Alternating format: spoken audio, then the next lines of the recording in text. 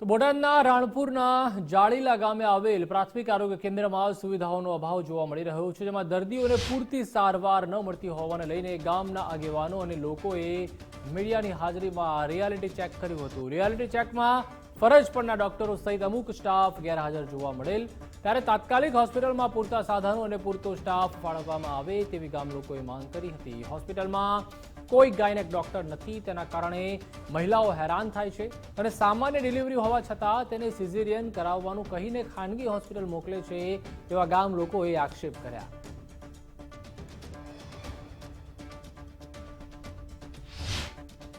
આ તકલીફ આવવાનું કારણ કે મારી દીકરીને ડિલિવરી હતી, તે અમે સવારમાં 6 વાગે દાખલ થયા, આખો દી અહીં પડી રહ્યા, પછી સુવાવડ થવાના ટાઈમે અમને બોટાદ ખુશ્બુ મોકલી દીધા. કાંઈ ન થાય. આ બેદરકારી કહેવાય. ખાનગી હોસ્પિટલ કે સાઠગાંઠમાં એવું લાગે. હા, કમિશન કે ગમે એ હોવા જોઈએ તો જ અમને ડાયરેક્ટ ખુશ્બુ મોકલી દીધા ને. કામ બાબતે તો બેકાર જ છે. કોઈ પણ ડિલિવરી કેસ અડધી રાતે આવ્યો ને તો કોઈ જાગતા નથી અને સીધા આપણે મોકલી દે છે બોટાદ જાઓ ને ધંધુકા જાઓ કે રાણપુર જાઓ. તો આ ગામના આ દવાખાનું શા માટે કર્યું છે એ મને છે.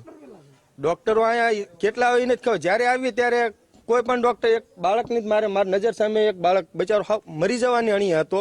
મેં અંદર ગયો, ઓલી બાય બચારી રોતી હતી, હું અંદર ગયો, ડોક્ટર સાહેબને કીધું આની સારવાર કરો, તે કે અમારથી નહીં થાય. તો મેં કીધું ન થાય તો આ દવાખાનું ખોલીને શા માટે બેઠા છે તમે?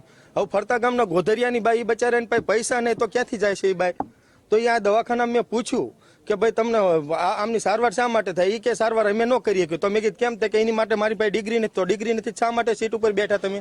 દિવાળીથી અમે વિચાર કરતા હતા કે આવું કંઈક કરીએ, કારણ કે અહીંયા ડોક્ટરનો સ્ટાફ હોતો જ નથી, ખાલી હાજરી પૂરવા આવતા હોય છે. અને આજે આપણે રિયાલિટી જોયું, તમે લોકોએ જ બધાએ જોયું કે અંદર ગયા કોઈ પણ ડોક્ટર નથી. તો ખાસ આપણે આ બધાને વિનંતી કરીએ છીએ જે આની ઉપરના જે કંઈ પણ ડિપાર્ટમેન્ટ આવતા હોય એને કે જાળીલા આરોગ્ય કેન્દ્ર જો ચલાવવું હોય તો 100% ચલાવો, નહીતર બંધ કરી દો. તો અહીંયા ખોટો માણસોને 6 કલાક, 8 કલાક, 12 કલાક અથવા તો 24 કલાક ડિલિવરી માટે રાહ ના જોવી પડે. કારણ કે એન્ડમાં તો એ લોકો રિફર જ કરે છે અને ખુશ્બુ કરે છે. એનો અર્થ એવો થાય કે ખુશ્બુ સાથે કાંઈક ટાઈઅપ છે, જે કાંઈ હશે એ મને ખ્યાલ નથી. તો ખાસ બધાને વિનંતી કરું કે ભાઈ આ બધું બંધ કરો અને ગામનું આરોગ્ય કેન્દ્ર છે એ સારી રીતે ચલાવો. તો જાળીલા ગામના આગેવાનો અને લોકો હોસ્પિટલ પહોંચ્યા હતા અને ત્યાં રિયાલિટી ચેક કરતા થોડી વાર પછી રાણપુરથી એક ડોક્ટર તાત્કાલિક પહોંચ્યા. રાણપુરના ડોક્ટર ધર્મેશભાઈને પૂછતા તેઓએ જણાવ્યું કે મને TSO સાહેબનો ફોન આવ્યો હતો, જેથી હું ઓપીડી જોવા માટે જાળીલા હોસ્પિટલ આવ્યો છું અને અહીંયા કોઈ ડોક્ટર નહીં હોવાનું ડોક્ટર ધર્મેશભાઈએ પણ જણાવ્યું. તો જે રીતે ડોક્ટરોની પૂરતી સુવિધા નથી તે જોવા મળી રહ્યું છે. જે ગ્રામ્ય વિસ્તાર છે રાણપુરનો જાળીલા ગામ છે, ત્યાં પૂરતા ડોક્ટર નથી અને ડોક્ટર છે તો તે કહી રહ્યા છે કે અમે સારવાર નહીં કરી શકીએ ને રાતોરાત જે દર્દીઓ હોય છે હેરાન પરેશાન શારીરિક રીતે, માનસિક રીતે, આર્થિક રીતે તેઓને બીજા ગામ દોડાવવામાં આવે છે, બીજા જિલ્લા તાલુકામાં તેઓ કહી રહ્યા છે કે સારવાર માટે જાઓ. તો આ પારાવાર મુશ્કેલીનો સામનો છે તે જાળીલા ગ્રામના જ્યાં લોકો છે તે કરી રહ્યા છે. પ્રાથમિક આરોગ્ય કેન્દ્ર બનાવવામાં આવ્યું છે પરંતુ પૂરતી સુવિધાઓ નથી અને ડોક્ટરનો પણ ખાસ અભાવ જોવા મળી રહ્યો છે. ડોક્ટર બેઠા છે સીટ ઉપર પરંતુ તેઓ કહી રહ્યા છે કે હું આની સારવાર નહીં કરી શકું. તો સ્થાનિકો પણ કહી રહ્યા છે કે જો તમે સારવાર ના કરી શકતા હોવ તો શા માટે આ ખુરશી ઉપર બેઠા છો?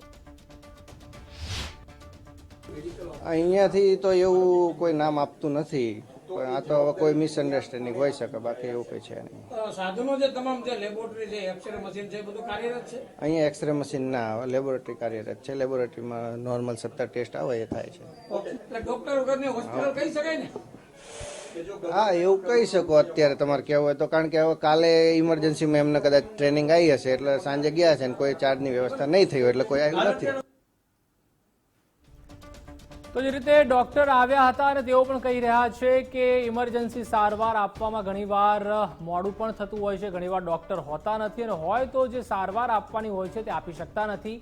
ઘણીવાર દવાઓનો પણ અભાવ જોવા મળતો હોય છે, મશીનરીનો પણ અભાવ જોવા મળતો હોય છે.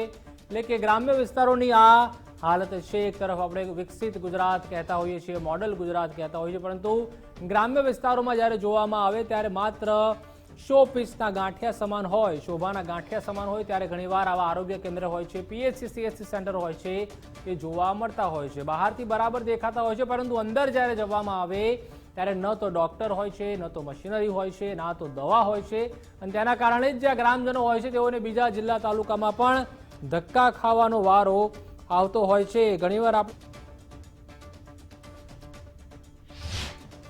સાહેબનો ફોન આવ્યો એટલે હું અત્યારે ઓપીડી જોવા માટે અહીંયા આવ્યો છું. ડોક્ટર નહોતા એટલે તમે આવ્યા છો કે શું છે? મને ટીએ તો સાહેબનો અત્યારે ફોન આવ્યો છે કે હવે ઓપીડી જોવા જાઓ એટલે હું આપની ઓપીડી જોવા આવ્યો જવાબદારી છું. અહીંયા કઈ ટીએ તો સાહેબનો ફોન આવ્યો એટલે હું અત્યારે ઓપીડી જોવા માટે એટલે આપની કઈ જવાબદારી ખરી છે અહીંયા ઘાયલા હોસ્પિટલની અંદર હાલ હાલમાં અત્યારે કઈ નહીં. સાહેબનો ફોન આવ્યો એટલે સાહેબના ઓર્ડરથી હું અહીંયા આવ્યો.